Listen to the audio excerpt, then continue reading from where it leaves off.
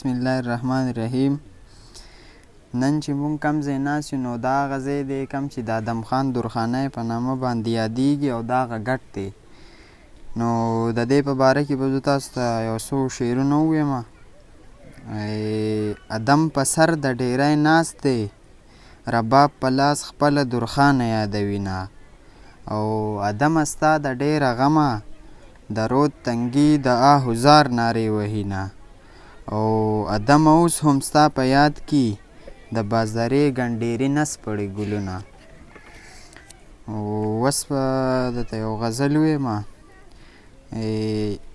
دا چې زړه کې مې اوسېږې، دا چې سترګو کې غړېږې، دا چې خپل راته ښکارېږې، نو څه وجه خو به وي.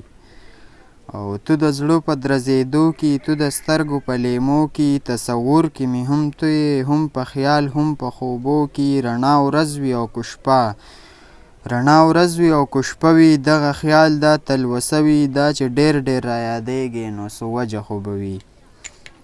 ستا نه زده کړه د وفا شي، هر دې ستا شان باوفا شي. تو د مینې پیغمبر یې، نن دې قدر په دنیا شي. لمر راخیږي نور ډوبېږي، کوڅدی دې چې تېرېږي، خو چې لاره نږدې کېږي، نو څه وجه خو به وي. او په دې ځمکه د نفرت کې تا د مینې کرونده کړه، تربګنو او بغاوت کې د الفت فضا خوره کړه. په ایجاز د پاکې مینې ښکاره بره بازدره کړه. سکو سترګو نه پناه یې تو په خاورو کې مې شته کړه.